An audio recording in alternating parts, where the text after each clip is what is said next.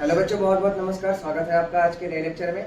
तो बच्चों, हम लोग की सक्षम नीट 2025 के अंदर में चल रही थी chapter that is mole concept. Mole concept के पिछले लेक्चर में हम लोगों ने परसेंटेज यील्ड वगैरह की बात कंप्लीट करके चैप्टर को द एंड किया था। बच्चों, आज हम लोग स्टार्ट करने जा रहे हैं एक नया चैप्टर जिसको हम कहते हैं स्टेट्स ऑफ मैटर। अगर हम बात करें न्यू एनसीईआरटी की, तो न्यू एनसीईआरटी के हिसाब से तो स्टेट्स ऑफ मैटर चैप्टर हटा दिया गया है। लेकिन एक बात बताना चाहूंगा कि स्टेट्स ऑफ मैटर चैप्टर को पढ़े बिना आप थर्मोडायनेमिक्स और आगे की जो इक्विलिब्रियम वाली चैप्टर है उसको आप कवर नहीं कर पाओगे। तो मैं क्या करूंगा, क्योंकि इस चैप्टर को वैसे तो बहुत ज्यादा डिटेल में पढ़ाने की आवश्यकता नहीं है या फिर इसे ज्यादा पढ़ना भी नहीं है, ठीक है। फिर भी हम क्या करेंगे, इसके क्रिप्स कॉन्सेप्ट जितने भी हैं उन सारे क्रिप्स कॉन्सेप्ट्स को यहाँ पर देख लेंगे और देखने के बाद हम लोग अपनी इंपॉर्टेंट चैप्टर थर्मोडायनेमिक्स की ओर मूव ऑन करेंगे। तो शुरू किया जाए आज का lecture. Yes, my name is ऑर्गेनहोलिज्म बाबा और ये है आपका ब्यूटीफुल सा चैनल ऑर्गेनहोलिज्म नीट। तो बच्चों, आज हम लोग जिस चैप्टर के बारे में डिस्कस करने जा रहे हैं वो चैप्टर है सर स्टेट्स ऑफ मैटर। तो जैसा कि आपको पता है, हम लोग सक्षम नीट पढ़ रहे थे। ये क्लास 11th की बैच है। तो इस बैच के अंदर में हम लोग डिस्कस कर रहे थे क्या सर, मोल कंसेप्ट के। इसके बाद हम लोग देख लेते हैं। तो स्टेट्स ऑफ मैटर चैप्टर को हम लोग डिस्कस करना शुरू करते हैं। बच्चों, स्टेट्स ऑफ मैटर चैप्टर के अंदर में एक्चुअली हमें पढ़ना क्या है, ठीक है। बच्चों, आपको पता है व्हाट इज मैटर? हाँ सर, मैंने आपको फर्स्ट क्लास के अंदर में भी मैटर का लेक्चर पढ़ाया था कि मैटर क्या होता है ना। वहां पर हम लोगों ने डिस्कस किया था ना कि मैटर की क्या प्रॉपर्टीज होती है, मैटर कितने तरह के होते हैं। तो मैं वहां पे फिर से नहीं बताने जा रहा हूँ, मैं बताता हूँ कि मैटर क्या होता है। मैटर क्या है सर? कोई भी चीज जो इस दुनिया में कुछ ना कुछ स्पेस को ऑक्युपाई करता है और किसी न किसी उसका क्या हो सर, मास हो, उसे हम मैटर कहते हैं, है ना। उसे मैटर कहा जाता है। जनरली देखा जाए तो इस दुनिया के अंदर में 3 बेसिक नेचर है किसी भी मैटर के, जो कि क्या है सर, सॉलिड है, लिक्विड है और गैस है। यही 3 क्या होते हैं सर, बेसिक तुम्हारा हम कह सकते हैं कि दिस आर द 3 बेसिक, है ना, द मैटर के स्टेट्स। ओके, इसमें से सर हमारी जो सबसे इंटरेस्टिंग और सबसे फैसिनेटिंग स्टोरी अगर हम बात करते हैं पूरी केमिस्ट्री की, तो वो है sir gaseous states. Because gaseous state chapter के अंदर में हम लोग क्या करते हैं, हम बात करते हैं गैस के बारे में कि गैस की क्या प्रॉपर्टीज होती है, गैस कैसे मूव करता है, उनकी कौन कौन सी ऐसी प्रॉपर्टीज है जिसको हम मेजर कर सकते हैं, है ना। इसकी हम डिस्कशन करते हैं किस चैप्टर के अंदर में sir, states of matter chapter के अंदर में। तो बच्चों, आपने भी बचपन से पढ़ते आए होंगे, सभी को क्लास 9th और 10th के अंदर में गैसेस स्टेट्स को पढ़ा है। तो आपने बहुत सारी प्रॉपर्टीज जानी हुई है गैस के बारे में। जैसे कि मैं बात बताता हूँ, कुछ बातें आपको इंटरेस्टिंगली। तो गैसेस की हम प्रॉपर्टीज को डिस्कस कर लेते हैं बच्चों। अच्छा, अगर मैं बात बताऊं सर कि गैसेस की क्या क्या प्रॉपर्टीज होती है, क्या आपको पता है? हाँ सर, मैं बताता हूँ कैसे कैसे होती है। सर, गैस के बारे में हमने जान रखा है ना कि गैस जो होता है ना सर, इसकी काइनेटिक एनर्जी बहुत ज्यादा होती है। तुमने देखा होगा कि कोई सिगरेट पीता है ना। बड़ा अच्छा इंटरेस्टिंग एग्जाम्पल मैं देना चाहता हूँ आजकल के यूथ के लिए कि बच्चों, कोई अगर सिगरेट पीता है तो तो क्या होता है, उससे जो तुम्हारा स्मोक्स बाहर आता है। स्मोक क्या है? It is a type of gas. हाँ सर, गैस का एक टाइप है। अगर हम बात करते हैं सर गैस का, अगर वो टाइप है तो आप खुद देखना कि गैस जैसे ही कोई सिगरेट स्मोक करने के बाद जब वो फ्लश आउट करता है तो उसके अंदर में क्या देखने को मिलता है, जो उसका जो स्मोक होता है ना सर, वो स्मोक आपको कैसा देखने को मिलता है, वो स्मोक एकदम फास्टली मूव करता है। इसका मतलब क्या है कि जो गैस मॉलिक्यूल्स होती है सर, इस गैस मॉलिक्यूल की जो होती है सर बहुत ज्यादा काइनेटिक एनर्जी होती है।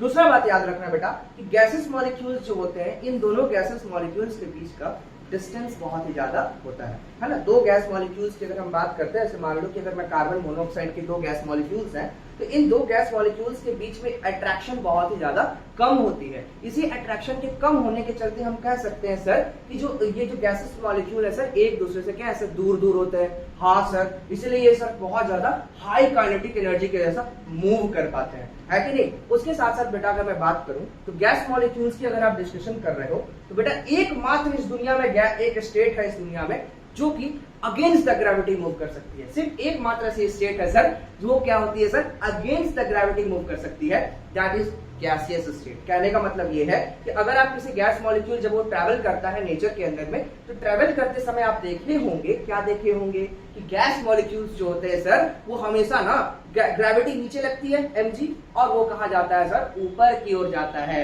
इसका मतलब ये है कि गैसेस मॉलिक्यूल्स जो होती है वो क्या होती है sir, it's moves against the gravity. Clear है एकदम। उसके बाद मैंने बता दिया कि इनके अंदर में फोर्स ऑफ अट्रैक्शन क्या होता है, सबसे वीक होता है, और जो फोर्स ऑफ अट्रैक्शन इनके अंदर में पाए जाते हैं वो कौन सी फोर्सेस होती है बेटा, वंडरवाल फोर्सेस ऑफ अट्रैक्शन। क्या होती है sir, van der Waals forces of attraction are the main forces that are present in this nature. Clear है एकदम। तो मैं क्या करता हूं, अब जो जो बात मैंने बताया वो मैं लिख देता हूं, ठीक है।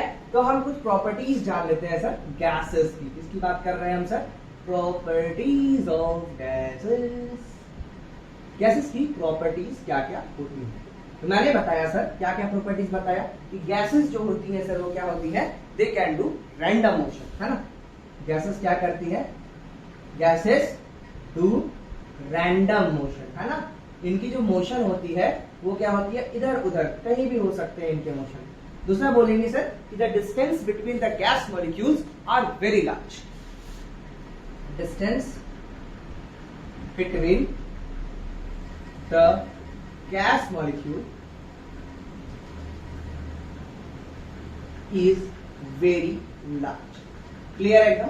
गैस मॉलिक्यूल्स के बीच का जो डिस्टेंस होता है सर वो बहुत ही ज्यादा होता है। दूसरा बात बोलेंगे gases have high kinetic energy. Gases की क्या होती है सर, हाई काइनेटिक एनर्जी होती है ना सर। गैसेस की बात में क्या होती है सर, हाई काइनेटिक एनर्जी होती है। और जो फोर्स ऑफ अट्रैक्शन गैसेस में होती है वो क्या होती है, weak force of attraction. Weak force of attraction is present in gases, ठीक है। गैसेस के अंदर में अगर हम बात करें तो फोर्स ऑफ अट्रैक्शन जो पाया जाता है वो कैसा होता है, वीक फोर्स होता है। और इन फोर्सेस के बारे में हम डिस्कस करेंगे बेटा। उन फोर्सेस को हम वैंडरवाल फोर्सेस कहते हैं। हम डिस्कस करेंगे, बिल्कुल करेंगे, वैंडरवाल फोर्सेस ऑफ अट्रैक्शन के ऊपर, है ना। हम यहाँ पे कई तरह के फोर्सेस के बारे में जानेंगे। लंडन फोर्स क्या होता है ना। उसके साथ साथ डाइपोल डाइपोल इंटरेक्शन क्या होती है, डाइपोल इंड्यूस्ड डाइपोल इंटरेक्शन क्या होती है, इन सारी की चर्चा हम करेंगे। लेक्चर आएगा उसके ऊपर भी हम बात करेंगे उसके ऊपर। क्लियर है एकदम। तो ये हो गया सर गैसेस की कुछ प्रॉपर्टीज कि गैसेस जो होती है वो रैंडम मोशन प्रोवाइड करती है। Distance between the gas molecules is very large. उसके बाद फिर gases have the high kinetic energy. उसके साथ साथ weak force of attraction is represented in the gases. अच्छा बेटा, आपको पता होगा कि किसी भी गैस को अगर आप किसी कंटेनर के अंदर रखते हो, क्या बोला मैंने, किसी भी गैस को आप किसी भी शेप के कंटेनर के अंदर रखो तो उसका कोई शेप और साइज नहीं होता है ना। गैस का कोई शेप और साइज नहीं होता है। जो कंटेनर का साइज होगा, जो शेप होगा, वैसा ही शेप गैस का हो जाएगा। क्लियर है एकदम। दूसरा बात अगर हम बात करते हैं बेटा, जो गैस की ना कोई वॉल्यूम नहीं होती है। गैस का वॉल्यूम नहीं होता है ना। गैस का वॉल्यूम नहीं होता मतलब सर आपका क्या कहना है, सर गैस का वॉल्यूम नहीं होने का मतलब ये है कि जो भी कंटेनर के अंदर में आप गैस मॉलिक्यूल को रख रहे हो, क्या बोला मैंने, फिर से सुनना, जो भी कंटेनर के अंदर में आप गैस मॉलिक्यूल को रख रहे हो, जिसका जो उसका वॉल्यूम होगा, क्या बोला मैंने, जो उसका वॉल्यूम होगा वही वॉल्यूम किसका हो जाएगा सर, गैस का हो जाएगा। क्या हो जाएगा सर, वही वॉल्यूम गैस का हो जाएगा। लेकिन एक बात यहाँ पर ध्यान रखना है, ये बात आपको ध्यान रखना है कि जो वॉल्यूम होना चाहिए वो कैसा होना चाहिए सर, एम्प्टी होना चाहिए। मतलब क्या बोला मैंने, एक मैं इंटरेस्टिंग कहानी सुनाता हूँ, आपको समझाता हूँ मैं क्या कहना चाहता हूँ। मान लो बेटा कि मेरे पास एक कंटेनर है। क्या है बेटा, एक कंटेनर है। मैंने बोला कि जो गैस का वॉल्यूम होता है, ध्यान से सुनेगा मैंने क्या बोला है। बहुत सारे बच्चे कंफ्यूज रहते हैं और सब बकलोल होते हैं, बहुत दूर से पढ़ाई करते हैं। That is equal to empty volume of the container. What is the meaning of this sentence? मैं आपको फील कराता हूँ कैसे बच्चे ना कंफ्यूज होकर अपना आंसर बदलते हैं। अब मैं गारंटी देता हूँ ना 99% जनता जो पढ़ लिख के आई है उसको नहीं आता है। जो ड्रॉपर वाले हैं वो भी सुन लो। Volume of the gas is equal to क्या होता है, empty volume of the container. मैं फील कराता हूँ उस बात को, रटना नहीं है ना, यहाँ पे कॉन्सेप्ट समझना है। मान लो बेटा कि मेरे पास एक वेसल है, ठीक है। इस वेसल की वॉल्यूम है सर 10 लीटर। क्या है सर, 10 लीटर है। तो सर जो ये एम्प्टी मतलब क्या है कि ये जो गैस का जो तुम्हारा ये देख रहे हो ना, ये पूरा का पूरा कंटेनर खाली है। मैंने क्या कहा, पूरा का पूरा कंटेनर खाली है। इस खाली कंटेनर के अंदर में बहुत सारे गैस मॉलिक्यूल्स पाए जाते हैं। लेट बी सपोज इस गैस जो ये मेरे पास जो कंटेनर है इसके अंदर में ढेर सारे गैस मॉलिक्यूल्स पाए जाते हैं। ठीक है सर, बहुत सारे गैस मॉलिक्यूल पाए जाते हैं। ठीक, अब यहां पर मैंने बोला इस कंडीशन के अंदर में जो वॉल्यूम ऑफ द गैस होगा that is equal to 10 litre. इतना तो समझ में आ गया सर, इतना तो हर कोई समझ लेता है, ठीक है। इतना कोई तो हर बच्चा समझ लेता है। लेकिन आप ऑर्गेनहॉलिक टीचर के स्टूडेंट्स हो, इसलिए कुछ इंटरेस्टिंग बताता हूँ। ये समझ में आ गया, ठीक है सर। लेकिन बेटा यहाँ मैंने बोला कि volume of the gas is equal to empty volume of the container. मैंने क्या बोला कि जो वॉल्यूम ऑफ द गैस है वो empty volume of the container के बराबर है। अच्छा, इसको मैं बार बार क्यों बोल रहा हूँ उसको डिस्कस करता हूँ। अब लेट मी सपोज मेरे पास बेटा एक और कंटेनर है। क्या है सर? एक और कंटेनर है। इस कंटेनर के अंदर मेरा इतना दूर तक पानी भरा पड़ा है। नहीं पानी नहीं, चलो दारू भरते हैं। पानी कौन भरता है यार? दारू भरते हैं। चलो मैंने क्या किया सर, इसके अंदर में इतना दूर दारू भर दिया। क्या भर दिया? दारू। आहा, हाँ बिहार वाले बच्चे नाराज, दारू कैसे मिलेगा सर? ये दारू कितना है सर? 5 लीटर। ये दारू कितना भरा पड़ा है सर? 5 लीटर दारू भरा हुआ है। और इसके अंदर मेरा सर अब गैस मॉलिक्यूल्स पाए जाते हैं। यहां पर है गैस मॉलिक्यूल। ध्यान सुनना। अब मुझे बताओ कि व्हाट इज द, और मान लो ना बेटा यहाँ पे मैं लिखता हूं वेसल का वॉल्यूम 10 लीटर है। अब जरा बताना बेटा कि वॉल्यूम ऑफ द गैस क्या होगा। अब जरा बताना बेटा कि वॉल्यूम ऑफ द गैस क्या होगा। कई लोग का आंसर होगा सर 10 लीटर। कई लोगों का आंसर होगा बेटा 10 लीटर। फंस गए, फंस गए बेटा। यहां मैंने लिखा empty volume. What is the meaning of empty volume? मतलब कि उतना दूर का वॉल्यूम सर जहां पर कंटेनर के अंदर में गैस के सिवा कुछ और पाया नहीं जा रहा हो। इसका मतलब ये है कि volume of the gas is equal to 10-5 litre. कहने का मतलब अगर समझ में आया तो ठोको ताली, और नीचे क्या करना है? स्टार बनाना है। क्या बोला मैंने? गैस ऑफ द वॉल्यूम क्या होगा सर यहाँ पर? 10-5 इज इक्वल टू 5 लीटर। नहीं आया, नहीं आया, समझ में आ गया भाई? Volume of the gas is equal to क्या होता है sir? Empty volume of the container. ये बात हम लोगों ने समझा दी। ऐसे मुझे ये बात बताना था मेजरेबल प्रॉपर्टीज ऑफ गैसेस के अंदर, बट मैंने आपको यहाँ पर फील करा दिया। तो यही बात मैं लिख देता हूँ। ये इसकी 5th प्रॉपर्टी होती है कि जो गैस होता है सर, उस गैस का ना ही फिक्स्ड वॉल्यूम होता है ना ही फिक्स्ड शेप होता है। ठीक है ना? Gases have neither fixed volume, neither fixed volume and shape. ठीक है, नोट्स बनाते चलेंगे, बढ़िया बढ़िया मैं क्वालिटी का नोट्स आपको प्रोवाइड कर रहा हूं। तो ये हो गया सर इसके बारे में। क्लियर एकदम? क्लियर एकदम? समझ में आ रहा है सभी को? अगर लाइटिंग थोड़ा थोड़ा प्रॉब्लम आ रहा है तो मैं बताते जा रहा हूँ, लिखते समय मैं जो बोलता हूँ उसे देख लिया करो। ठीक है ना? मैंने लिखा है कि gases have the neither fixed volume and shape, है ना? हर चीज को कॉपी करने से अच्छा होता है ना कि उसको आप मैं जो बोलता हूँ उससे अच्छा सा लिखा करो। क्लियर एकदम? मिटा दूं? चलो, ये हो गया सर गैसेस की कुछ प्रॉपर्टीज। दूसरी बात अगर हम लोग बात करें तो मैंने लिखा नहीं, इस बात को मैं लिख देता हूँ, बहुत इंपॉर्टेंट लाइन था कि गैस जो होती है सर वो एंटी ग्रेविटी मूव करती है। सब क्लियर आपको होगा? गैसेस मूव्स एंटी ग्रेविटी, है ना? मूव करती है सर एंटी ग्रेविटी। मतलब क्या हुआ कि अगर mg नीचे लग रहा है तो हर मॉलिक्यूल्स और जो भी अदर स्टेट्स ऑफ मैटर है वो हमेशा नीचे आता है, लेकिन अगर मैं बात करता हूं इसकी तो वो क्या जाता है सर? ऊपर जाता है। तो ये हो गया सर कि gases moves anti gravity. Anti gravity move करता है। और सातवां बहुत इंपॉर्टेंट पॉइंट ये होगा सर कि गैसेस की अगर हम बात करें तो अगर दो गैसेस को जब आप मिलाते हो तो ये हमेशा होमोजीनियस मिक्सचर का फॉर्मेशन करेगा। हमेशा क्या करेगा? होमोजीनियस मिक्सचर का फॉर्मेशन करेगा।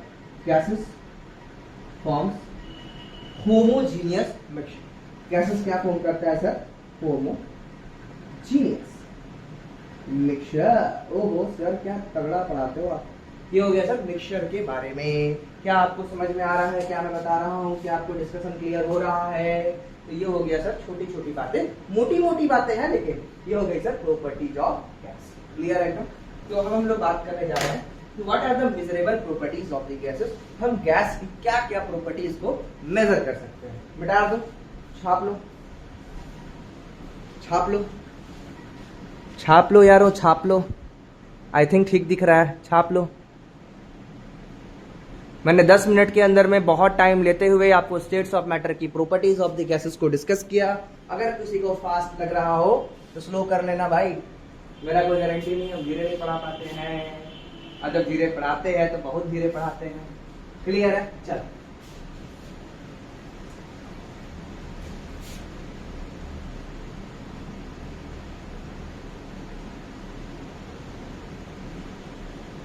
अभी को लगता है सर का सेटअप बहुत बदलता है, कभी कहीं और से सेटअप लेते हैं, कहीं और का सेटअप लेते हैं। सब करते क्या हो?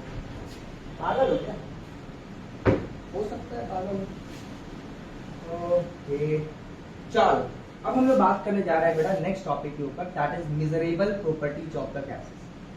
Miserable properties of gases. अब हम बात करेंगे सर कि गैस की क्या क्या चीजों को आप मेजर कर सकते हो, है ना। गैसेस की हम क्या क्या चीजों को मेजर कर सकते हैं, इसके बारे में हम डिस्कस करने जा रहे हैं बच्चों। अगर हम बात करते हैं कि गैसेस की आप क्या क्या मेजर कर सकते हो, किसी भी गैस को आप जब देखते होगे तो गैस को देखने के बाद आप जनरली क्या क्या प्रॉपर्टीज उसकी मेजर करते हो, मैं बताता हूँ। वी कैन मेजर, हम क्या क्या मेजर कर सकते हैं। वी कैन मेजर, हम मेजर कर सकते हैं क्या बेटा, हम मेजर कर सकते हैं गैस का प्रेशर। हम गैस का क्या मेजर कर सकते हैं बेटा, प्रेशर मेजर कर सकते हैं। हम गैस की वॉल्यूम नाप सकते हैं, हाँ सर। हम गैस की टेम्परेचर नाप सकते हैं। हम गैस की क्या कर सकते हैं, टेम्परेचर नाप सकते हैं। हम गैस का अमाउंट नाप सकते हैं कि गैस की कितनी अमाउंट प्रेजेंट है। अमाउंट ऑफ गैस को हम मेजर कर सकते हैं। क्लियर एकदम। तो ये कुछ प्रॉपर्टीज होती हैं जो कि हम गैसेस की मेजर करते हैं, ठीक। तो सबसे पहले हम बात कर लेते हैं बेटा किस प्रॉपर्टी के ऊपर, प्रॉपर्टी नंबर 1, जिसका नाम है बेटा क्या, that is pressure. Pressure, are you familiar with this term pressure?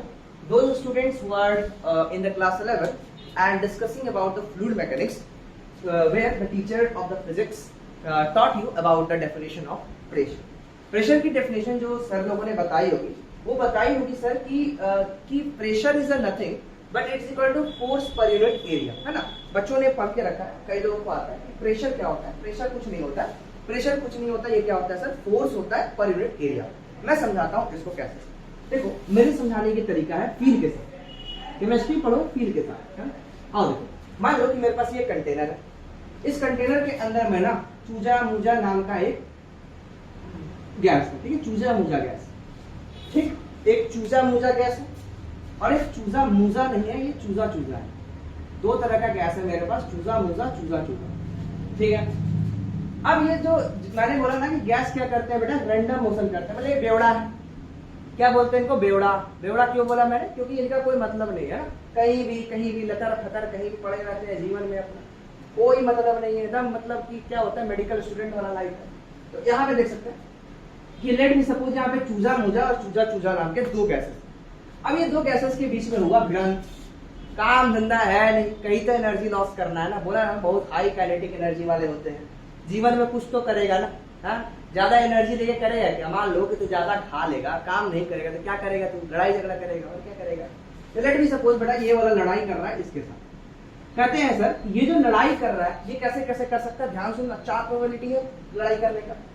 ये क्या कर सकता है सर कि इन अपने और चूजा मूजा और चूजा चूजा में लड़ाई हो, हाँ। चूजा चूजा चूजा मूजा में लड़ाई हो सकती है, चूजा चूजा में लड़ाई हो सकती है, हाँ सर। चूजा चूजा में लड़ाई हो सकती है और चूजा मूजा में लड़ाई हो सकती है, हाँ सर।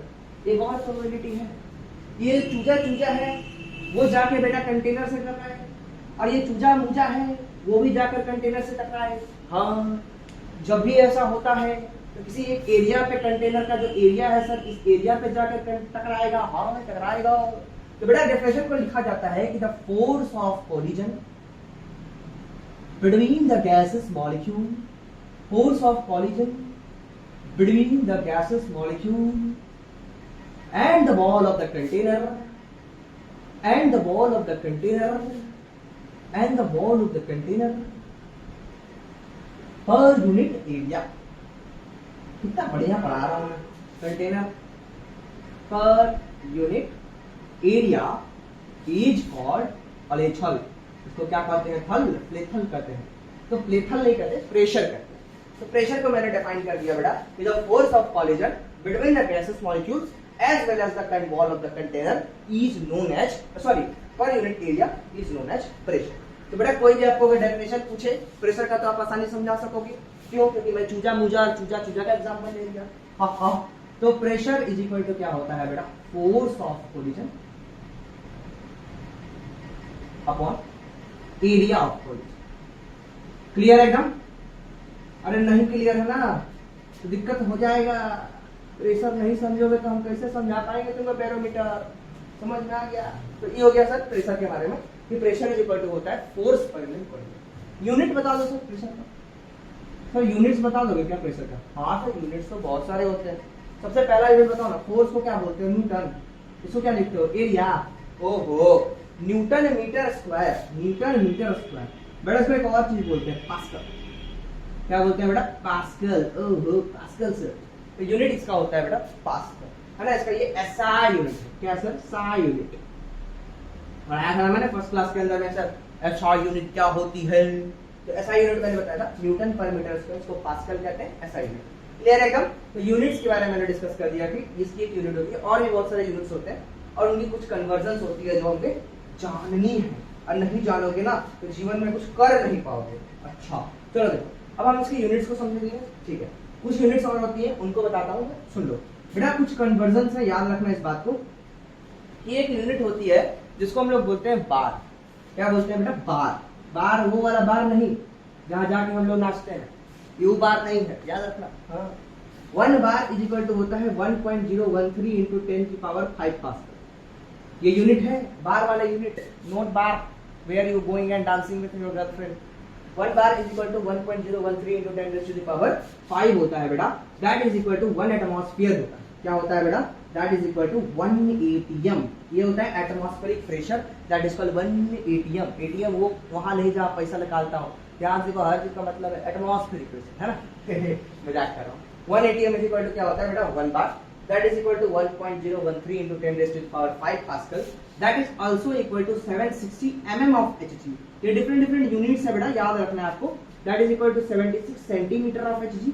ओहो, और that is also equal to 760 torr. ओहो, इतने सारे यूनिट मास्टर कौन याद करेगा? आप लोग याद करोगे यार, जैसे हमें याद है। क्वेश्चन कैसे बनाओगे? ऐसे करोगे आईआईटी सॉल्व। आईआईटी वाला नहीं हूं मैं, नीट का पढ़ाई हो रहा है। 1 atmosphere equal to 1 bar, that is equal to 1.013 into 10 to the power 5 pascal, that is equal to 760 of Hg, 760 centimetre of Hg, और 760 टॉर होता है। इतना समझ में आ रहा हो तो ठोक दो ताली, ठोको ताली, ठोको ताली, ठीक है। चलो अब मैं बेटा तुमको ये जो यूनिट है ना, ये जो 760 mm ऑफ Hg वाला यूनिट है, इसको मैं निकाल के आपको दिखाना चाहता हूँ, ठीक है। वैसे तो आप लोग के फ्लूइड मैकेनिक्स चैप्टर के अंदर में इस बात को डिस्कस किया गया हुआ, लेकिन हमारा भी सिलेबस के अंदर में ये पार्ट आता है, तो हम क्यों ना करें। क्लियर है? तो मिटा दो। समझ में आ रहा है भैया? नहीं आ रहा है तो फिर दिक्कत हो जाएगा। चलिए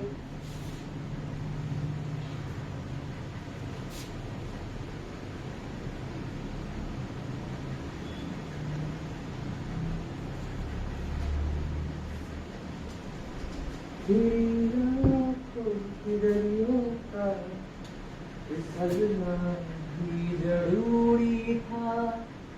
पास्कल्स, कितने बच्चों ने पास्कल्स लॉ के बारे में बात कर रखी है? जिन्होंने फ्लूइड मैकेनिक्स चैप्टर पढ़ रखा है उसको वेलकम, और नहीं पढ़ने वालों का तो फिर मैं कुछ भी नहीं कर सकता। तो पास्कल्स लॉ क्या होता है मैं डिस्कस करता हूँ, समझाता हूँ। मान लो बेटा कि ये मेरे पास एक कंटेनर है, ठीक है। एक कंटेनर, लिक्विड भी ले सकते हो। पास्कल्स लॉ फ्लूइड पर वैलिड होता है। थोड़ा सा ध्यान से सुनो, थोड़ा कम पढ़े लिखे लगते हो आप लोग लिक्विड लिक्विड बोल के ना फ्लूइड्स पे खाली लिक्विड पे चलाते हो, गैस पे भी लगता है वो। हाँ याद रखना, गैस पे क्या बोलता है? वो बोलता है, मान लो बेटा यहाँ पे गैस, क्या है? गैस। अरे वो गैस नहीं रहे जो लोग छोड़ते हैं, कॉलेज में बहुत सारे लोग छोड़ते हैं, बहुत गंदा होता है माहौल, बताना होता है उसको। याद रखो, ये मान लो कि यहाँ पर हमारे पास गैस मॉलिक्यूल्स है, और इन गैस मॉलिक्यूल्स में पास्कल चचा ने क्या बोला था कि अगर मेरे पास 3 पॉइंट मैं ले लेता हूँ, और ये 3 पॉइंट जो है सर वो यहाँ से, ठीक है ना, क्या बोल रहा हूँ, वो यहाँ से, कहाँ से? अरे भोसड़ी, अरे भाई यहाँ से h हाइट ऊपर है। क्या है सर? यहाँ से सर h हाइट ऊपर है। क्लियर है एकदम? सॉरी यार कुछ वल्गर बोल दिया मैंने। तो यहाँ से क्या है सर? h हाइट ऊपर है, मतलब नीचे से h हाइट ऊपर है। और ये तीनों पॉइंट्स पे मान लो मैंने बोला A पॉइंट, B पॉइंट और C। ये 3 पॉइंट्स आपको देखने को मिल रहा है, A पॉइंट, B पॉइंट और C। कहता है सर कि अगर आप किसी सरफेस से अगर h हाइट ऊपर जाते हो, और उस h हाइट पे अगर आप प्रेशर मेजर करते हो, क्या मेजर करते हो? प्रेशर मेजर करते हो। Let me suppose this pressure is PA, this pressure is PB and this pressure is PC। तो सर ये तीनों का तीनों प्रेशर बराबर है। That means the PA is equal to PV that is equal to PC. मतलब जो pressure ए का होगा वही प्रेशर बी का होगा और वही प्रेशर सर सी का होगा। यही है पास्कल्स का नियम। नियम क्या बोलता है? Pressure at all the point on the same horizontal line are same.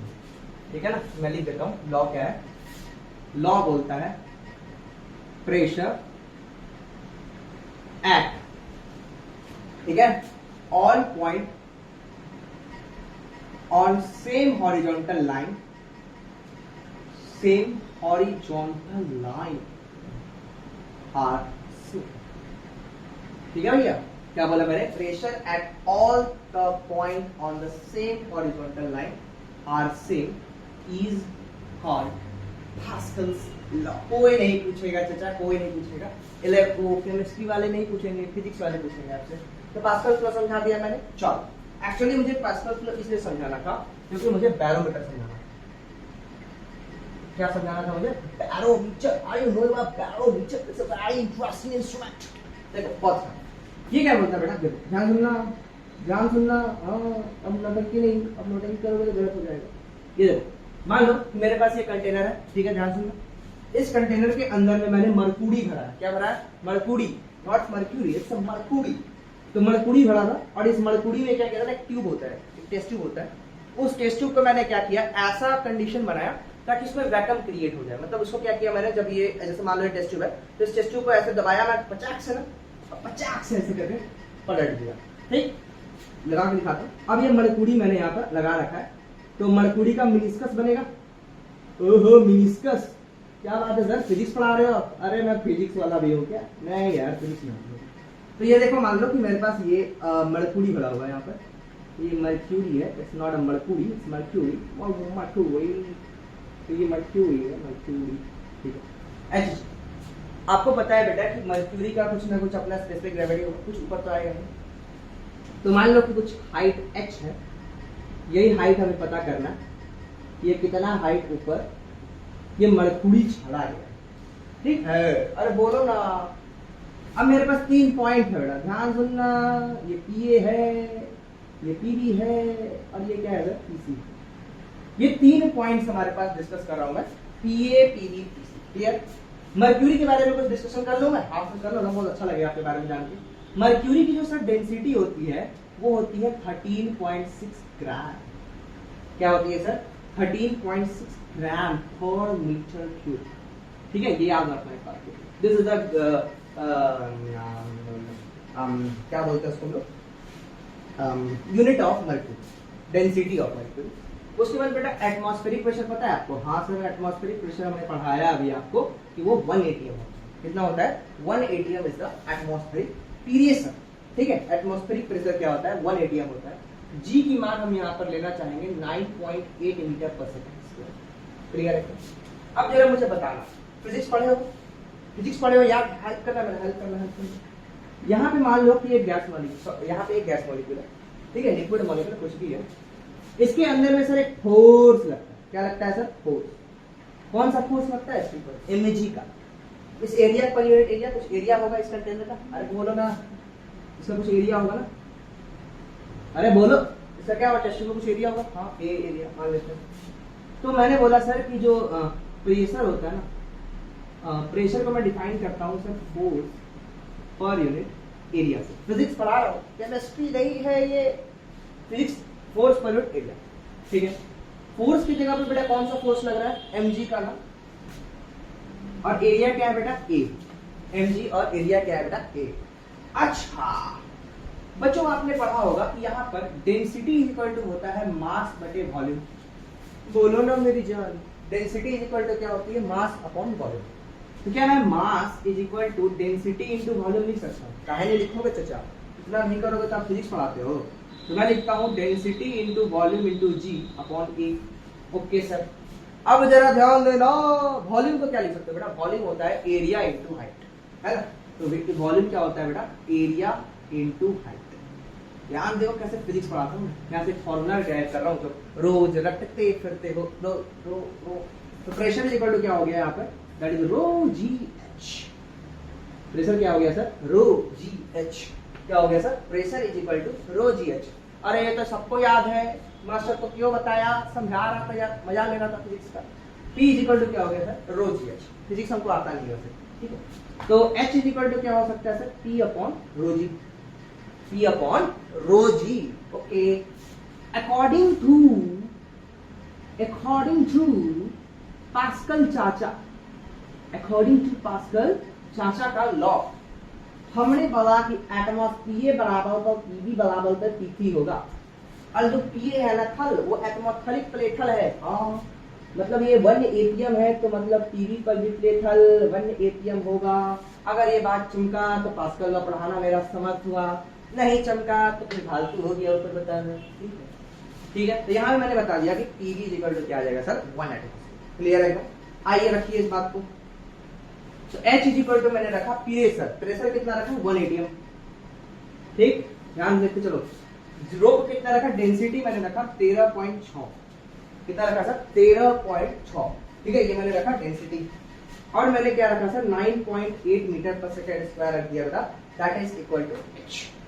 यहां से जब आप बचपन से कैलकुलेट करोगे ना, पूरा मेहनत करोगे जीवन में कुछ, ठीक है, तो यहाँ पर आपके पास आंसर आएगा दैट इज 76 सेंटीमीटर ऑफ। यही सिखाना चाहता था कि अगर आपके पास अगर एक एटमॉस्फेरिक प्रेशर है, ध्यान सुनना, अगर हमारे पास क्या है सर, एक एटमॉस्फेरिक प्रेशर का बल लग रहा है, सॉरी प्रेशर लग रहा है किसी के ऊपर में, तो जो मर्क्यूरी क्यूब है, इस मर्क्यूरी क्यूब के अंदर में जो कितना सेंटीमीटर मर्क्यूरी ऊपर आ जाएगा, that is equal to 76 centimetre of H। कहने का मतलब ये है कि अगर आपके पास एक एटमॉस्फेरिक प्रेशर कहीं पर है, इसका मतलब है कि अपनी जो हाइट होगी मर्क्यूरी ट्यूब की, वो कितनी होगी सर, 76 सेंटीमीटर ऑफ Hg होगी। अब बहुत सारी कहानी फिजिक्स वाले करते हैं कि सर मर्क्यूरी क्यों लेते हैं, मर्क्यूरी की जगह पानी क्यों नहीं लिए, तो सब घंटा वाली बातें आप फिजिक्स वालों से माथा खाइएगा, हम करवा रहे हैं केमिस्ट्री। तो ये समझ में आ गया, मैं बस यूनिट को डिराइव करना चाहता था, बस और कुछ नहीं। तो मैंने बता दिया कि जो समझ में आ गया कि 1 एटमॉस्फेरिक बराबर 760 सेंटीमीटर ऑफ Hg भी होता है। तो ये डिराइव हुआ कि नहीं हुआ, बहुत इंपॉर्टेंट है, याद रखना बैरोमीटर इंस्ट्रूमेंट। ऐसे आता तो नहीं है, जेई वालों का पार्ट है, जनरली जेई में आता है, लेकिन ठीक है, आजकल लेवल थोड़ा सा बढ़ा है केमिस्ट्री का पेपर में, तो आप देख सकते हो इसका। क्लियर है? तो ये हो गया सर बैरोमीटर एक्सपेरिमेंट। तो हम लोगों ने प्रेशर की बात कर ली, अगली यूनिट की बात करते हैं, दैट इज वॉल्यूम। हम लोगों ने किसकी बात कर ली सर, प्रेशर की बात कर ली। अब हम बात करते हैं वॉल्यूम की। मैंने यूनिट्स बता दिए थे सारे प्रेशर की। हाँ सर, यूनिट्स आपने प्रेशर की बता दी। चलो, बढ़िया दिख रहा है जी। कौन बनाया है इतना अच्छा लेक्चर?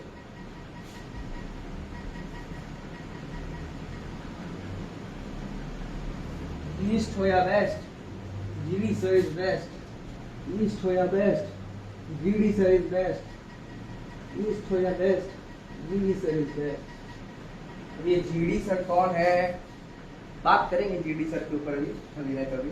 बहुत ही स्पेशल इंसान है जीडी सर, हमारे बहुत ही परम मित्र जीडी सर।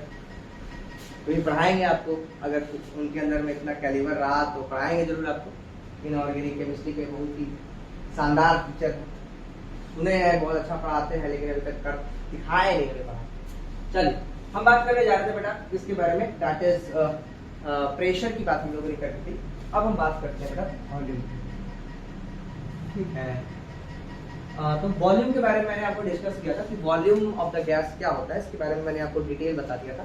तो मैं लिख देता हूँ, क्योंकि बहुत बार बोलने से अच्छा है कि मैं लिख दूँ कि जो वॉल्यूम ऑफ ए गैस होता है that is equal to empty volume of the container. Clear है क्या? तो ये आपको पता है ना कि empty volume of the container होता है। ठीक, और देखा एक और इंटरेस्टिंग बात मुझे बताना था, वॉल्यूम के बारे में बता देता हूँ। मान लो कि मेरे पास यहाँ पर एक गब्बू है ना, और एक और यहाँ पर एक चैम्बर है। इन दो चैम्बर के बीच में मैंने यहाँ पर एक शटर लगा रखा है ताकि प्रेशर को इधर से उधर मूव ना करे। इसमें गैस ए है, ठीक है भैया, और यहाँ पर गैस बी है। ठीक है, गैस ए गैस बी। यहाँ वाली जो गैस है बेटा, ये गैस की वॉल्यूम मान लो, गैस ए की जो वॉल्यूम है वो है सर 20 लीटर, और गैस बी की जो वॉल्यूम है वो है 10 litre. Total volume of the gas क्या हो जाएगा 30 लीटर। ठीक, जैसे ही आप इस नोजल को ओपन करोगे, ठीक है। इस नोजल को जैसे आप खोलोगे, सिचुएशन क्या होगा, ध्यान सुनना। एक काम करता हूँ मैं, इस गैस मॉलिक्यूल को लाल से बनाता हूँ, क्योंकि लल की ओढ़निया चटकर ओढ़नी ओढ़ले बनी, ये हो गई, ठीक है। तो कुछ देर बाद क्या होगा बेटा, ध्यान से पढ़ना, ये जो गैस मॉलिक्यूल्स है सर, ये क्या होंगी, ओके। जैसे ही मैंने इस नोजल को खोल दिया, ठीक है, तो कहता है कि जो वॉल्यूम होगा ना सर, फाइनल वॉल्यूम गैस का, वो मिक्सचर वाला वॉल्यूम है। क्या होगा, मिक्सचर वाला वॉल्यूम। कहने का मतलब कि अगर total volume of the gas अगर 30 लीटर है अब, तो अब इन दोनों के अंदर में 30-30 लीटर गैस को, मतलब इस साइड भी 30 लीटर आएगा, इस साइड भी 30 लीटर आएगा। अरे भाई ये कैसा हो गया यार, ऐसा कैसे हो गया, इसका कारण है तो गैसेस मॉलिक्यूल्स के अंदर में मैंने बताया था क्या होता है, रेंडम मोशन होता है। क्या होता है, रेंडम, है ना, रेंडम मोशन होगा, जिसकी वजह से ऐसा कुछ हुआ। क्लियर है? तो ये वॉल्यूम वाली कहानी थी। यूनिट्स को जान लेना बेटा, units of the volume. Clear है ना वॉल्यूम? यार वॉल्यूम तो मैंने पढ़ा रखा है ना, अब इतना नहीं करोगे तो जीवन में क्या करोगे, हाँ? तो सोचे हो जीवन में क्या करेंगे यार। 1 मीटर क्यूब बराबर होता है 10 की पावर 3 डेसीमीटर क्यूब। याद रखना है, 1 मीटर क्यूब बराबर क्या होता है, 10 की power 3 decimetre cube. That is equal to 10 की power 6 centimetre cube. That is equal to 10 की पावर 9 मिलीमीटर। इस बात को याद अगर आपको नहीं रहता है तो आप केमिस्ट्री पढ़ने लायक स्टूडेंट नहीं है। तो ये कन्वर्जन है यार, 5-6 से पढ़ते आ रहे हो। 1 मीटर क्यूब बराबर में 10 की पावर 3 डेसीमीटर क्यूब होती है। दैट इज इक्वल टू 10 की power 6 centimetre cube. That is equal to 10 की पावर 9 मीटर, है ना। और 1 लीटर में 1 डेसीमीटर क्यूब। एक लीटर में क्या होता है, 1 लीटर में 1 डेसीलीटर क्यूब होता है शायद, क्या होता है देखना पड़ेगा, मुझे याद नहीं आ रहा। हाँ वही होता है। That is equal to 1 litre में, आपको पता है 1000 मिलीलीटर होता है, इतना तो पता है। 1 लीटर में 10 की पावर 3 मिलीलीटर होता है। That is equal to 1 decimetre. 1 litre में 1000 millilitre, that is equal to 1 decimetre cube. तो ये हो गया सर वॉल्यूम के बारे में। आई थिंक वॉल्यूम की बातें आपने कर रखी होंगी बचपन में भी, तो मैंने वॉल्यूम आपको डिस्कस कर दिया। तीसरा क्वांटिटी होता है, that is third quantity, that is the temperature, है ना। प्रेशर नाप सकते हो, वॉल्यूम नाप सकते हो, और गैस का टेम्परेचर बता सकते हो कि तापमान कितना है। कभी किसी ने सुना है सर हीट क्या होता है, टेम्परेचर क्या होता है? Anybody can understand about the what is heat and what is temperature? अगर फिजिक्स पढ़े हो तो आपको पता होगा कि हीट क्या है। हीट क्या है sir? Heat is the form of energy, है ना। Heat is nothing but it is the form of energy, है ना। ये एक एनर्जी का एक फॉर्म है जो कि ट्रांसफर होता है मतलब कि hot body to cold body, इसी को ना बोलते हैं, that is called heat. But what is temperature? You know temperature क्या है सर? टेम्परेचर की अगर हम बात करें तो मैं बोल सकता हूँ degree of hotness and coldness, है ना, कि कितनी डिग्री तक कोई सबस्टांस गर्म है या कितना ठंडा है, इसको कौन बताता है सर? टेम्परेचर बताता है। ठीक, तो टेम्परेचर का अगर मैं डेफिनेशन लिखना चाहूँ तो लिख देता हूँ, वैसे तो लिखने का कोई जरूरत नहीं था। Degree of hotness and coldness, ठीक है, degree of hotness and coldness is defined as temperature, ठीक है। तो degree of hotness and the coldness is defined as temperature. बेटा टेम्परेचर हमको याद रखना है कि जब भी हम किसी भी केमिस्ट्री की कैलकुलेशन आज के बाद आप करोगे तो हर कैलकुलेशन को हमेशा आपको एक बेसिक यूनिट में ही करना होगा, दैट इज कैलोरीज, है ना। आप डिग्री सेल्सियस के अंदर में कोई भी क्वेश्चन का आंसर लाके नहीं छोड़ोगे। आपको डिग्री सेल्सियस से किसी भी गैस जब तक वो नहीं बोल रहा है कि आपको कन्वर्ट करके दिखाना है इन डिग्री, तब तक आपको आंसर केल्विन में ही देना है, ठीक है। तो इस बात को याद रख लेना कि to calculate the value of, to calculate the, spelling गलत है, मिटा देता हूँ, तो मिटाना नहीं चाहिए, तुमको पता ही मैं नहीं मिटाता नहीं कुछ। To calculate the temperature of a gas, ठीक है, गैस के टेम्परेचर को नापने के लिए वी यूज, ठीक है, केल्विन स्केल। हम क्या यूज करते हैं बेटा? केल्विन स्केल का यूज करते हैं, because it is called thermodynamic scale. इसको हम लोग क्या कहते हैं बेटा? थर्मोडायनेमिक स्केल कहते हैं। क्या कहते हैं इसको? Thermodynamic scale of temperature. ठीक है, तो थर्मोडायनेमिक्स के अंदर में जितने भी टेम्परेचर्स होते हैं उसको हम लोग केल्विन में ही मेजर करते हैं। रिलेशन तो याद होंगे ना, रिलेशन पढ़ा रखा है, जो नहीं देखा है जाके some basic concepts of chemistry पढ़ के आए। हाँ बता दे रहा हूँ। तो अगर किसी चीज को, अगर आपको डिग्री सेल्सियस से किसी चीज को केल्विन स्केल में चेंज करना है तो केल्विन इक्वल टू होता है T डिग्री सेल्सियस प्लस 273.1 पर। करा रखा हूँ, नहीं करा रखा होता तब ना। तो K इक्वल टू क्या होता है? ये होता है। ठीक है, दोनों के बीच में रिलेशन आपको पता होना चाहिए कि जो भी चेंज 1 डिग्री चेंज अगर केल्विन स्केल में हो रहा है उतना ही चेंज किस में होता है? डिग्री सेंटीग्रेड स्केल में। तो पता है ना कि change in kelvin scale and degree scale, degree centigrade scale, ठीक है, इज सेम।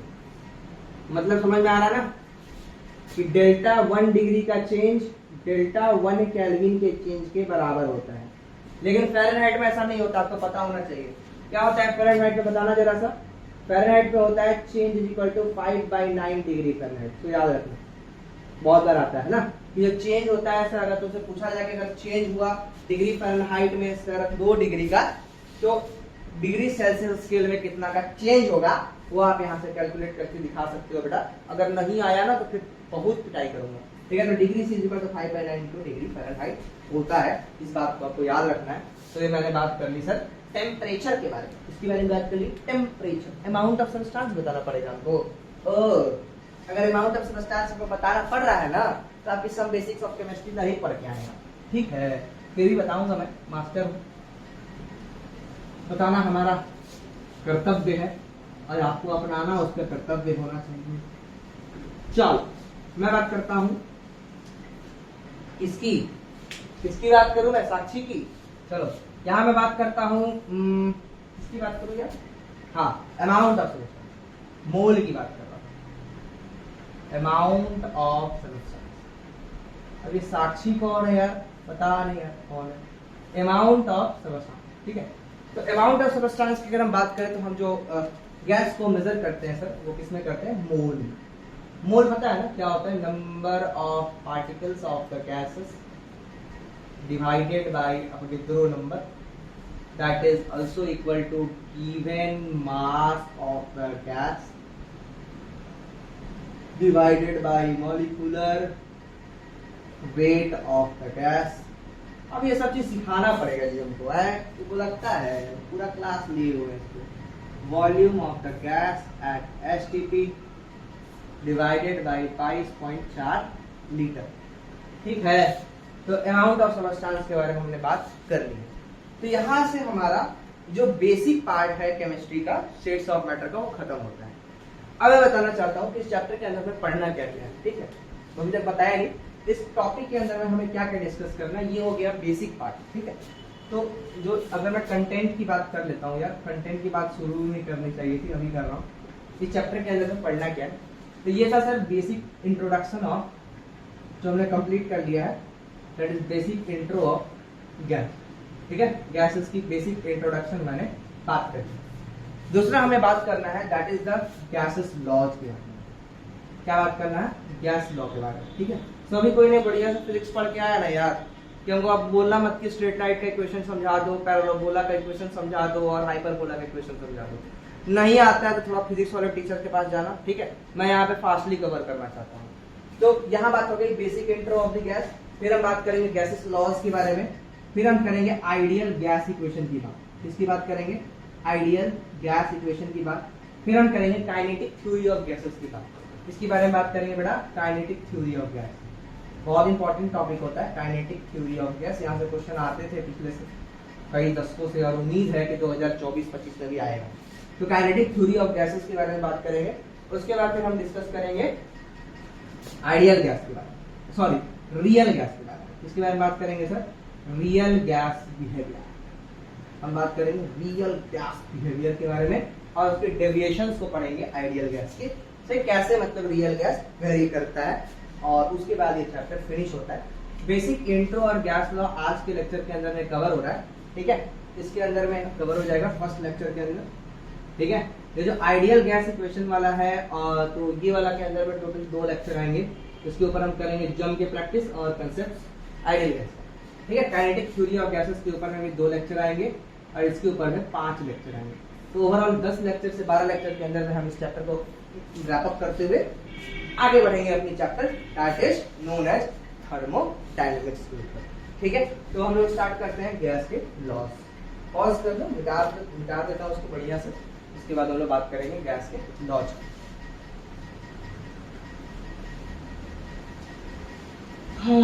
यार थक गया हूँ मैं। चल देख,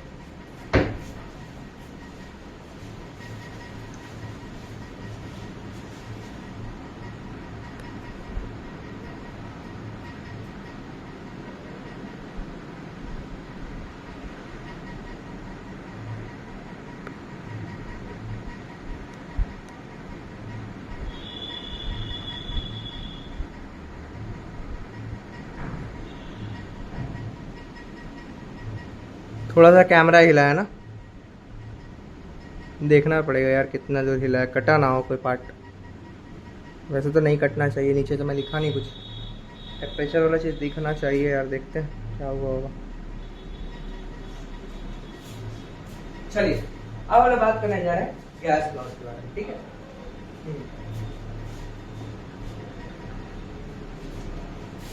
हम बात करेंगे गैसेस लॉज। बेटा किसी भी गैस की प्रॉपर्टीज को जानने के लिए तो देखो हम ना पूरा का पूरा चैप्टर के अंदर में अब यही 4-5 चीजों के ऊपर खेलने वाले हैं, प्रेशर, वॉल्यूम, टेम्परेचर और मोल। प्रेशर, वॉल्यूम, टेम्परेचर और मोल। ठीक है, यही 4 पैरामीटर्स हैं जिसके ऊपर में पूरा का पूरा चैप्टर चलेगा। तो जो ये लॉज है ना वो जो ये कैसे ये एक दूसरे से इंटर रिलेटेड है उसी को समझाता है। ठीक है, तो हम लोग के पास जनरली 4 लॉज हैं जिनको हमें डिस्कस करना है। तो मैं बताता हूँ कौन कौन से लॉज होते हैं जिनको हम गैस के किसी भी डिसिप्लिन को बता सकते हैं। One is called Boyle's law. ठीक है, दूसरा पढ़ेंगे चार्ल्स लॉ, तीसरा पढ़ेंगे गिल-सैक्स लॉ, और फिर पढ़ेंगे एवोगैड्रो लॉ। ठीक है, एवोगैड्रोज लॉ। तो यहाँ पर हम लोग 4 लॉज पढ़ने जा रहे हैं, that is Boyle's law, Charles law, Gay-Lussac's law और एवोगैड्रो लॉ। ठीक है, तो बॉयल्स लॉ क्या होता है ये सिखाऊंगा, चार्ल्स लॉ क्या होता है ये सिखाऊंगा, गिल-सैक्स लॉ क्या होता है ये सिखाऊंगा, एवोगैड्रो लॉ क्या होता है ये सिखाऊंगा। तो सबसे पहले हम बात करने जा रहे हैं बेटा सबसे पहला लॉ के बारे में जिसको हम कहते हैं बॉयल्स चचा का लॉ। तो चचा बॉयल्स क्या बोल के गए उनके बारे में थोड़ा मैं बात करता हूँ। बहुत अच्छे आदमी थे बॉयल्स चचा, तो उनके बारे में डिस्कस कर लेते हैं हम बॉयल्स चचा के बारे में। हम बात कर रहे हैं बेटा बॉयल लॉ। ये गर्म करने वाला लॉ है, इसलिए इसको आइसोथर्मल लॉ भी बोलते हैं। बेटा इस लॉ के बारे में क्या बताता है, मैंने बोला ना कि यही 3 काम हम लोग करेंगे कि प्रेशर, वॉल्यूम और टेम्परेचर और मोल्स के बीच में डिफरेंस को जानेंगे। ठीक है, तो बॉयल्स लॉ की अगर हम बात करते हैं तो बॉयल्स लॉ में समझना कि बॉयल्स लॉ क्या कहलाता है। पहले समझो बॉयल्स लॉ होता क्या है। बॉयल्स लॉ ये बोलता है कि अगर मेरे पास किसी fixed mass of the gas है, fixed mass of the gas कहने का मतलब तो हो गया कि हाँ मोल बराबर है। क्या बोला मैंने, fixed mass of the gas का मतलब हो गया कि सर मोल बराबर है। ठीक है, तो ये बोला कि कोई मेरे पास अगर fixed mass of the gas है और उस गैस के अंदर का जो टेम्परेचर है उसको अगर हम कांस्टेंट कर देते हैं, क्या कर देते हैं सर, कांस्टेंट कर देते हैं किसी गैस के टेम्परेचर, तो जो प्रेशर होगा गैस के बीच का, क्या होगा सर, जो प्रेशर होगा गैस के बीच का वो इनवर्सली प्रोपोर्शनल होगा sir volume of the gas. क्या मतलब हुआ, ध्यान से ये बोला, पहले मैं लिख देता हूं स्टेटमेंट ये बोला कि for a fixed mass of a gas, for a fixed mass of a gas, ठीक है, किसी fixed mass of the gas की अगर हम बात करते हैं, for a fixed mass of a gas, ठीक है, the temperature of the gas remain constant, then the pressure exerted by the gas molecule gas molecule is inversely proportional to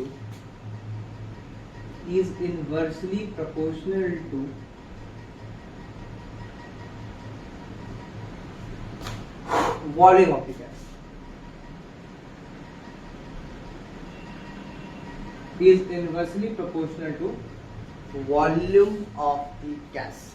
क्या मतलब हुआ सर कि जो प्रेशर होगा वो होगा inversely proportional to volume if the temperature is remain constant. ठीक है, टेम्परेचर को कांस्टेंट करने का मतलब होता है कि हम किसी आइसोथर्मिक सिस्टम की बात कर रहे हैं। कैसे सिस्टम की बात कर रहे हैं? आइसोथर्मिक सिस्टम। आइसो मतलब होता है सेम, थर्मो मतलब होता है टेम्परेचर। तो ऐसा सिस्टम बनाया जिसको हम लोग आइसोथर्मिक सिस्टम कहेंगे। तो ये बोलता है बॉयल्स का लॉ कि क्या बोलता है, फिर से समझ लेना कि the for a fixed mass of a gas, मतलब कि अगर 1 मोल मेरे पास गैस है और अगर हम उस गैस के टेम्परेचर को कांस्टेंट कर देते हैं तो जो प्रेशर होगा गैस मॉलिक्यूल्स के बीच का वो उसके वॉल्यूम के इनवर्सली प्रोपोर्शनल होगा। ठीक है, इसका वॉल्यूम का क्या होगा? इनवर्सली प्रोपोर्शनल होगा। जैसे कि मैं बात करता हूं, आपको पता होगा, जैसे इंटरेस्टिंग बात बताता हूं इसको समझाने के लिए। चलो न्यूमेरिकल के थ्रू ज्यादा अच्छा समझ में आएगा, तो न्यूमेरिकल के थ्रू समझूंगा। तो यहां तक समझ में आ गया। चलो इसको मैं थोड़ा सा डिराइव कर दूं। ठीक है, इसको मैं क्या कर दूं, थोड़ा डिराइव कर देता हूं। पेन का लीड गिर गया मेरा, डिराइव कर देता हूं। तो P इज इक्वल टू, मैंने बोला ये अच्छा, P इज इक्वल टू मैं क्या लिख सकता हूं, अगर मैं प्रोपोर्शनलिटी हटाऊंगा तो एक कांस्टेंट आएगा, that is a K upon V। हाँ, तो यहां से मैं लिखा PV is equal to constant. K मतलब कांस्टेंट, इसका मतलब है सर कि P1 V1 will be equal to P2 V2। दो डिफरेंट सिस्टम की बात कर रहे हैं। ठीक है, तो प्रेशर बढ़ेगा तो वॉल्यूम घटेगा, वॉल्यूम बढ़ेगा तो प्रेशर घटेगा, ये बोल रहा है। ठीक है, तो ये बोलता है P1 V1 is equal to P2 V2। ये समझ में आ गया? Okay, P1 V1 is equal to P2 V2। P1 V1 is equal to क्या होता है सर? P2 V2। ठीक है, P1 V1 is equal to P2 V2। Okay, इसको मैं समझाता हूँ कैसे। मेरे पास एक ग्राफ बनाता हूँ P वर्सेस V का। अगर तुमसे पूछा जाए P वर्सेस V का कर्व बनाना है तो ध्यान से देखो ना, P वर्सेस V का अगर मैं कर्व बनाऊं तो P is inversely proportional to volume, P is inversely proportional to volume, P is inversely proportional to volume. बिल्कुल सही बात है। मतलब ये जो मतलब हम लिख सकते हैं ना कि P is inversely proportional to volume, इसका मतलब है कि प्रेशर बढ़ाओगे तो वॉल्यूम घटेगा, प्रेशर बढ़ाओगे तो वॉल्यूम घटेगा, प्रेशर बढ़ाओगे तो वॉल्यूम घटेगा। कुछ ऐसा हुआ? देख लो ध्यान से, अगर विश्वास नहीं है तो। यहाँ पे मान लो कि P1 प्रेशर था तो वॉल्यूम था V1। ध्यान देखो, प्रेशर घटा वॉल्यूम बढ़ा, प्रेशर घटा वॉल्यूम बढ़ा। तो ये इक्वेशन ये डिराइव करके बताता है कि प्रेशर घटाओगे तो वॉल्यूम बढ़ेगा। ठीक है, तो ये हो गया पीवी कर्व, बहुत इंपॉर्टेंट है, ये इंपॉर्टेंट है। ये जो लाइंस होते हैं बेटा, इनको आइसोथर्म्स कहते हैं। इन लाइंस को क्या कहते हैं? आइसोथर्म। ठीक है, इन लाइन को क्या कहा जाता है? आइसोथर्म्स कहा जाता है। बहुत इंपॉर्टेंट है यार, हर साल नीट में आता है, हर साल नीट में आता है। ठीक है, अब ध्यान से देखो, ये समझ में आ गया। अब देखो ध्यान से, सुनो सुनो सुनो सुनो, अभी जाना कहीं नहीं है। इस ग्राफ का अगर मान लो कि मेरे पास दो डिफरेंट टेम्परेचर के लिए मैंने एक ग्राफ ड्रॉ किया। ठीक है, ये दो डिफरेंट टेम्परेचर के लिए मैंने ग्राफ ड्रॉ किया। इसको मानो T1, इसको मानो T2। अब मैं तुमसे पूछूं बेटा कि T1 T2 में बता दो कि T1 बड़ा कि T2 बड़ा, T1 बड़ा कि T2 बड़ा, कौन सा टेम्परेचर ज्यादा होगा? तो इसको मैं सिखाता हूँ फिजिक्स के नियम के थ्रू। ठीक है, ध्यान सुनना कैसे मैं ट्रिक लगाता हूँ। करना क्या होता है कि आप किसी एक क्वांटिटी को कांस्टेंट कर लो। क्या कर लो? किसी एक क्वांटिटी को कांस्टेंट कर लो। मैं चाहता हूँ ना कि आप ना वॉल्यूम को कांस्टेंट कर लो। ठीक है, जनरली यही करना चाहिए। तो मैंने क्या किया ना कि एक कांस्टेंट वॉल्यूम को V कर लिया और इस दो वॉल्यूम्स के बीच में दो प्रेशर्स को नाप लिया। एक को मैंने बोला P1, एक को मैंने बोला P2। ध्यान सुनना, आपको एक मैं इक्वेशन पढ़ाता हूँ, पहले ही पढ़ा के रखा हूँ, दैट इज फर्स्ट चैप्टर के अंदर में। PV is equal to nRT पढ़ाया है ना, PV is equal to nRT। हाँ sir, PV equal to nRT मैंने आपको पढ़ाया। ठीक, मैंने यहाँ पे देखो क्या किया, वॉल्यूम को कांस्टेंट कर दिया। इस इक्वेशन के अंदर में ना मोल्स ऑफ द गैस दिया ही हुआ है कांस्टेंट, और टेम्परेचर तो डिफरेंस एक जगह पे तो टेम्परेचर एक ही होगा ना, तो मैंने वो कर दिया। तो यहां से अगर मैं लिखूं तो क्या मैं P is equal to n R T upon भी लिख सकता हूँ? ध्यान से देखो ना जरा, एन आर टी अपॉन भी लिख सकता हूँ, बिल्कुल। अच्छा ये बताओ, मोल कांस्टेंट है? हाँ सर। आर कांस्टेंट है? हाँ सर। वॉल्यूम मैंने कांस्टेंट कर दिया है? हाँ सर। मतलब P is directly proportional to T। नहीं आया। हाँ आ गया sir, P is directly proportional to T। अब जरा बताना कि P अगर डायरेक्टली प्रोपोर्शनल टू T है तो बताओ जरा, P1 बड़ा कि P2 बड़ा? बोलो बोलो बोलो। तो हम कह सकते हैं सर कि P1 P2 से बड़ा है। P1 P2 से बड़ा है तो T1 T2 से बड़ा, इसलिए T1 T2 से क्या होगा? बड़ा। T1 T2 से क्या होगा सर? बड़ा। बहुत इजी है यार, ये सब चीज नहीं आता है तो आप क्या फिजिक्स पढ़ते हो? तो T1 T2 से बड़ा हो, ये समझ में आ गया। चलो अगला ग्राफ खींच के दिखाओ मुझे, P वर्सेस 1/V का।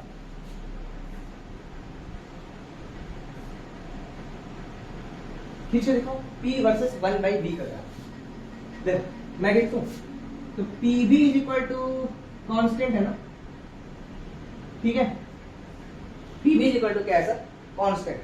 अब यहां पर आप ध्यान से देखो, P is equal to K upon V लिख सकते हैं? बिल्कुल सर लिख सकते हैं, K अपॉन V लिख सकते हैं। अब 1/V जो है इसको ऐसा ले लेता हूं मैं, K इंटू 1/V। ये y एक्सिस पर है ना, ये y एक्सिस पर है और ये x एक्सिस पर है।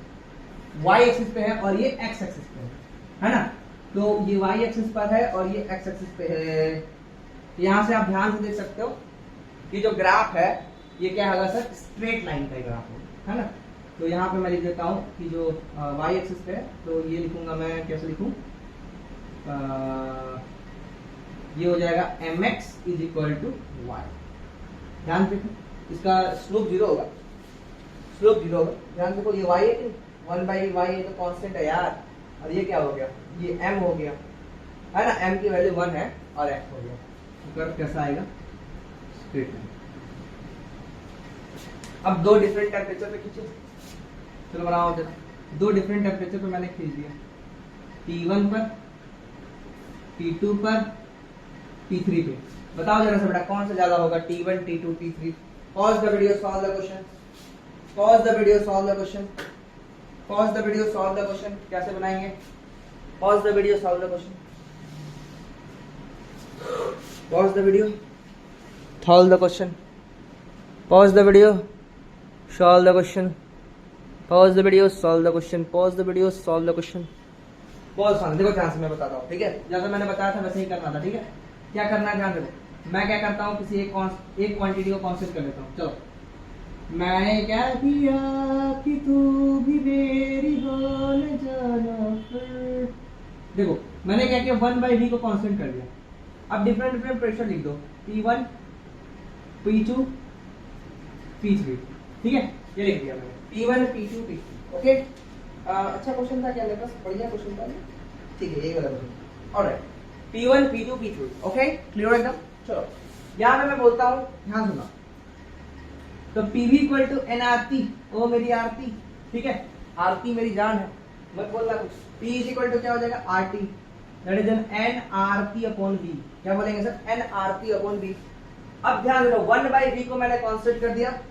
अरे वही वाला बात हो गया बेटा, 1/V को कांस्टेंट कर दिया। n कांस्टेंट है, r कांस्टेंट है। क्या P is directly proportional to T होगा? मतलब P ज्यादा T ज्यादा नहीं आया, P ज्यादा T ज्यादा, मतलब समझ में आ गया होगा।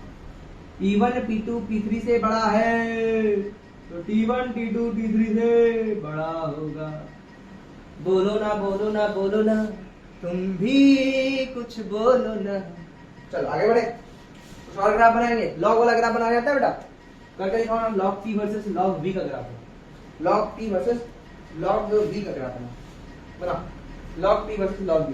देखो PV इक्वल टू K है, हाँ sir PV equal to K है। लो लॉग लो लॉग लो, लॉग का प्रॉपर्टीज नहीं आता क्या? Log P into log V, log P into V नहीं लिखोगे, ऐसे नहीं लिख सकते। एक मिनट,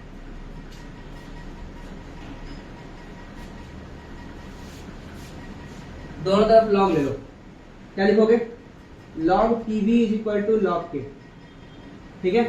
इसको ऐसे नहीं लिख सकते, तो चेंज करना पड़ेगा। मैं लिखूंगा log P plus log V is equal to log K, अभी प्रॉपर्टीज मत पूछना हमसे, तो बहुत मारूंगा, बता देता हूँ, लेकिन फिर भी क्या पता। देखो log mn is equal to होता है log m plus log n, log m by n is equal to होता है log m minus log n। समझ में आ रहा है ना? log a की power x is equal to होता है x log a, नहीं आता तो फिर बहुत पिटाई करूंगा, ठीक है ना? x log a होता है, ठीक है? ये प्रॉपर्टी याद होनी चाहिए log की, क्योंकि यूज होंगे अभी, ठीक है? तो log n इंटू n मैंने बोला था, तो यहाँ पे log p भी दिख रहा है is equal to log k, तो log p plus log b is equal to log k, ठीक है? तो यहाँ से आगे देखो log p is equal to minus log b plus log k। ओहो, ये देखो y is equal to minus mx plus c, मतलब slope positive with negative graph. Slope positive कैसे हो गया तुम्हारा, अगला है? हाँ देखो स्लोप चाहिए पॉजिटिव, तो ये जो हो गया सर कुछ ऐसे बनेगा, ये हो गया log p, ये हो गया log p, ठीक है? बोलो बोलो बोलो ना। अब ये भी निकालना सिखाऊंगा, देखो यहाँ से दिया जाता है ना माइनस tan थीटा। चाचा आपको पता होना चाहिए, ये वाला एंगल नहीं लिया जाता है, ये वाला लिया जाता है, हाँ ये वाला लिया जाता है, याद रखना इस बात को। ऐसा हम लोग दिमाग लगा लो, ऐसे बता देता हूँ कि जो tan थीटा की वैल्यू होती है वही माइनस tan थीटा की वैल्यू होती है। खाली माइनस लगा दोगे ना आंसर आ जाएगा। तो ये बात याद रखना, log p versus log b करना। चले आगे। और राइट, अगर आपसे कोई पूछे सर pv वर्सेस p का ग्राफ बना के दिखाओ, इसका ग्राफ बना के दिखाओ pv वर्सेस p का, मिटा दूं? मिटा रही है, तो इतना हलवा हलवा सवाल नहीं है, क्या आएगा ये तुम लोग को? है फिजिक्स पढ़ाते हैं तुम।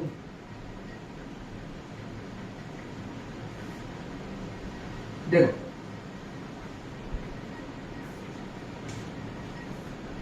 देखो log क्या हो गया मेरे पास, हाँ pv वर्सेस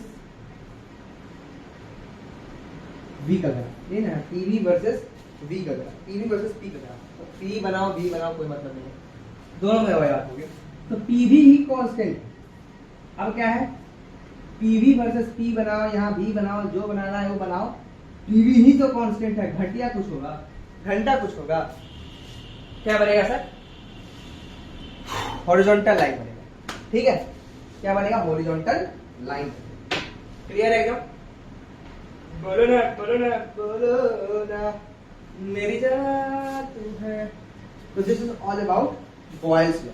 तो ये बॉयल्स लॉ की हम लोगों ने थ्योरी कंप्लीट की, अब न्यूमेरिकल्स के थ्रू बॉयल्स लॉ को क्लियर रखा, ठीक है? चलो अब आ गया न्यूमेरिकल। इसका मतलब ये है कि आपको बढ़िया से पढ़ना है ना। न्यूमेरिकल का मतलब ही क्या होता है? तेजी में नहीं चलने का, बहुत धीरे धीरे चलने का, सावधानी घटी दुर्घटना घटी वाली बात नहीं करते। चल देखो देखो देखो मेरी जान, तुम्हारे लिए तो है दिल कुर्बान।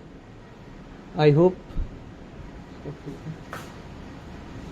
चलिए सवाल नंबर 1 लाऊं, बोलो। क्वेश्चन नंबर 1 लिखो सबको। देखो, द मिनिमम प्रेशर रिक्वायर्ड,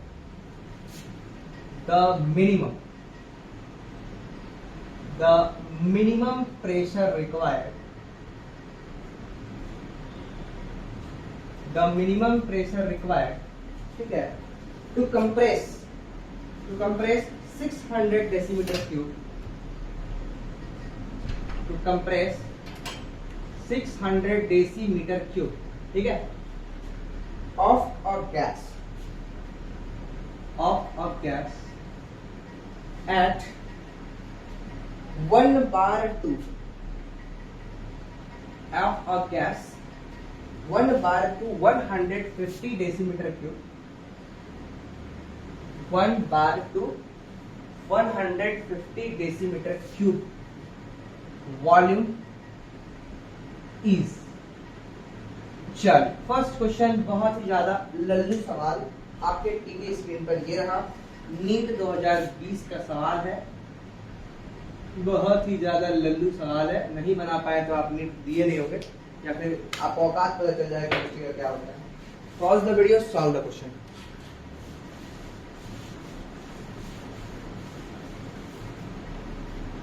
जीवन बर्बाद हो गया। चलो देखो बच्चों, मैंने आपको पढ़ाया था, देखो लिखा है minimum pressure required to compress. पहला बात जानती हो, ये क्वेश्चन बहुत ज्यादा गलत है। पूछो क्यों?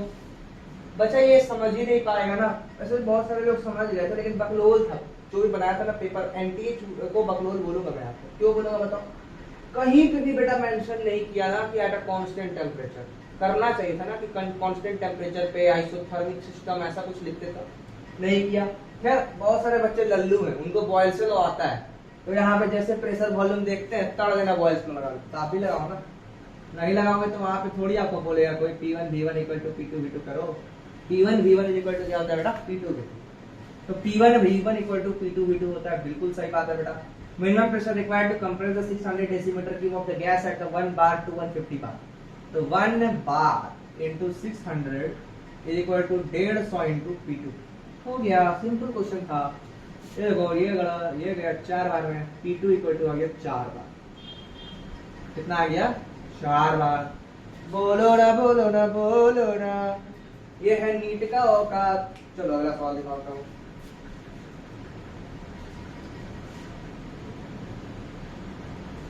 देखो at a 298 kelvin,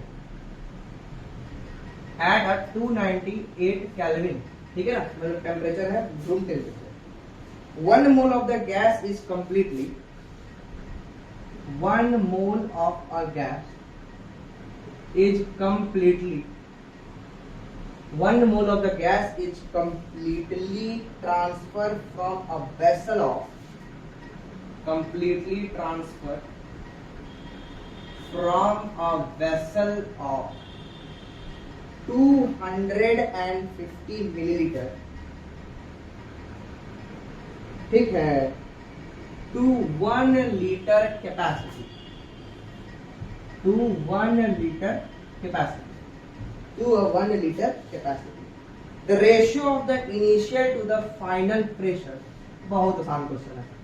the ratio of the initial to the final pressure of a gas is, ratio of the initial to the final pressure of the gas is, option है आपके पास 2:1, 1:1, 3:1 और द ऑप्शन 4 is 4:1। चलो solve कीजिए sir, answer लाइए sir, ये भी NEET का सवाल है सर, बनाइए जल्दी। इतना आसान आसान क्वेश्चन पूछेगा जी नीट वाला, तो क्या ऐसा लल्लू बच्चा लोग पास नहीं करेगा तो क्या करेगा रे? कभी नीट नहीं निकलता है जी, खाली केमिस्ट्री आने से होगा।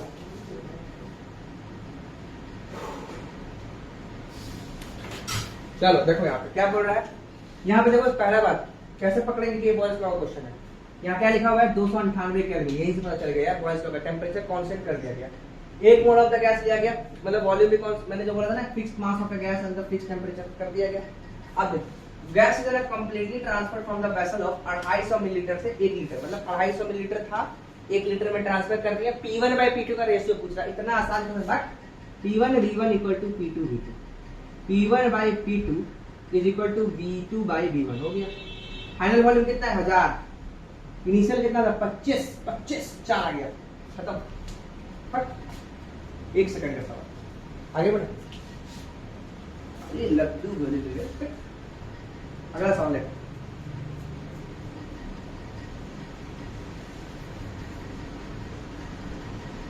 बढ़िया सवाल कराऊं क्या? कराता हूँ, पहले आसान तो कर लो।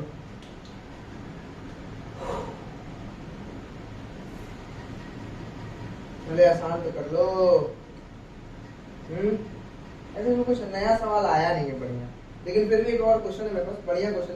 लिखो तो जरा से, लिखो 600 सेंटीग्रेड 600 सीसी, ठीक है, of a gas at a pressure of 750, at the pressure of 750 millimeter of Hg is compressed,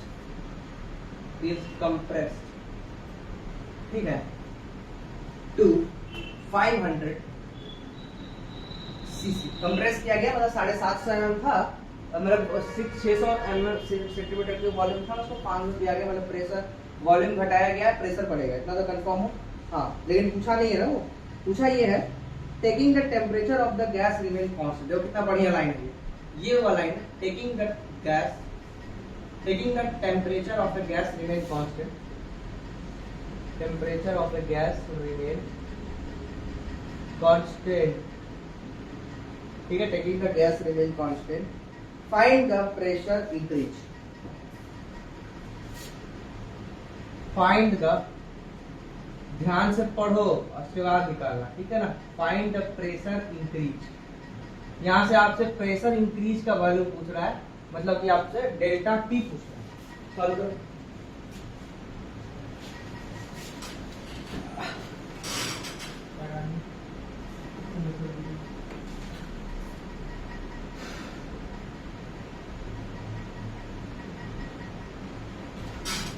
चलो देखो, पॉज करो यार, वीडियो को सॉल्व करो, क्वेश्चन को ऐसे सॉल्व करोगे तो मेरा देखने से कुछ नहीं मिलेगा।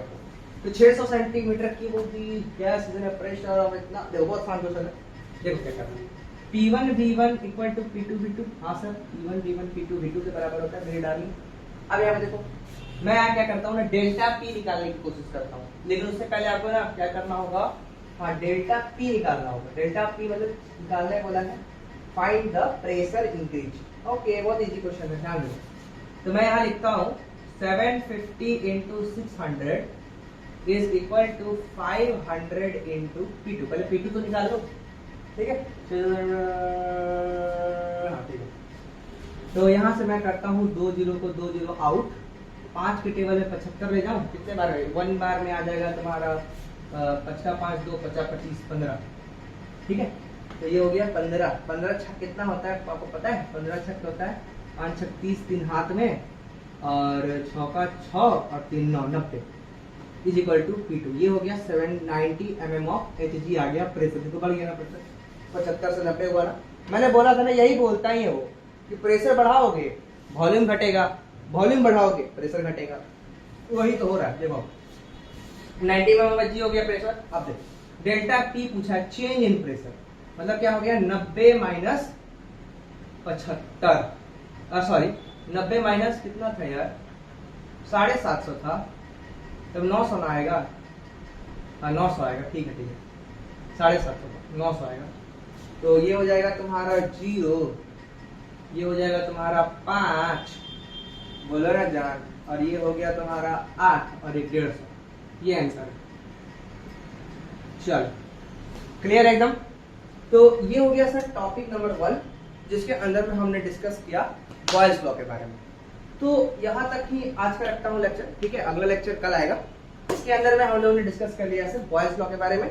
कल का लेक्चर के अंदर हम बात करेंगे Charles law, Gay-Lussac's law, Avogadro law के ऊपर में बढ़िया बढ़िया सवाल, और फिर हम लोग स्टार्ट करेंगे आइडियल गैस इक्वेशन। तो आई होप आपको ये वीडियो समझ में आया होगा, जितना भी दिन से वीडियोस नहीं आ रहे थे, लेकिन आई होप अब वीडियोस प्रॉपरली आपके पास आते रहेंगे।